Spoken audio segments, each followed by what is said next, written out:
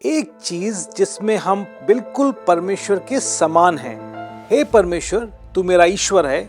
मैं तुझे पूरे दिल से ढूंढूंगा। सूखी और निर्जल बंजर भूमि पर मेरा मन तेरा प्यासा है, मेरा शरीर तेरा ही अभिलाषी है।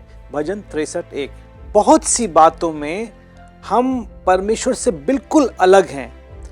आप सोचिए, उदाहरण के रूप से शारीरिक रूप से हम थक जाते हैं, हमारे शरीरों में थकावट होती है, लेकिन परमेश्वर कभी नहीं थकता।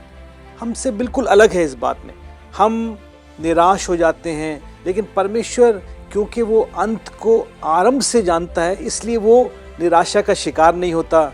हमारे जीवन समय से सीमित हैं, हम उसमें बाध्य रहते हैं, लेकिन परमेश्वर ना तो उसको समय की सीमा है, ना जगह की कोई सीमा है। तो अगर हम इस संदर्भ में देखें तो हमारे लिए तो ये अच्छा है कि हम बढ़ें या बदल कर और बेहतर बन जाएं, लेकिन क्या आपको मालूम है कि परमेश्वर बदल कर बेहतर नहीं होता?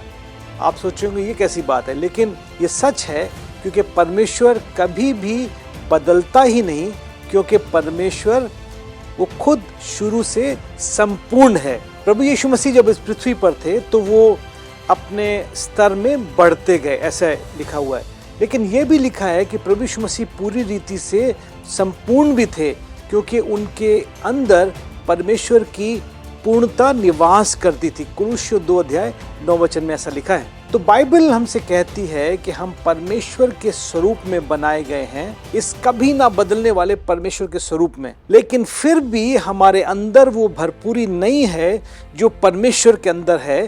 तो फिर हम इस परमेश्वर के समान कैसे हो सकते हैं? तो ध्यान से सोचिएगा कि वो कौन सा गुण है जो हमारे और परमेश्वर के बीच में एक समान है। एक गुण जो हमारे और हमारे परमेश्वर के बीच एक समान है, क्योंकि हम परमेश्वर के स्वरूप में बनाए गए हैं, वो है लालसा करना या संगति रखने की भूख होना। देखिए, परमेश्वर के अंदर बड़ी लालसा है, अभिलाषा है कि वो अपनी सृष्टि के साथ संगति करे। वो सृष्टि कौन है? वो सृष्टि हम और आप हैं। इसलिए परमेश्वर अदन की वाटिका में जब उसने आदम और हवा को बनाया तो उनसे बात करने जाता था, उनके साथ चलता फिरता था, उनके साथ संगति करने की उसके अंदर बड़ी लालसा थी। और ये लालसा जो होती है वो इसलिए होती है कि कैसे हम अपने सृष्टिकर्ता परमेश्वर के साथ संगति रखें और उसके और नजदीक रह सकें। बाइबल हमको बताती है पहला यूहन्ना की पुस्तक में कि अगर हम बोलें या ये दावा करें कि हम उसके साथ संगति में हैं, लेकिन अभी भी हम अंधकार में चल रहे हैं, तो हम झूठ बोल रहे हैं और हमारे अंदर सच्चाई नहीं है।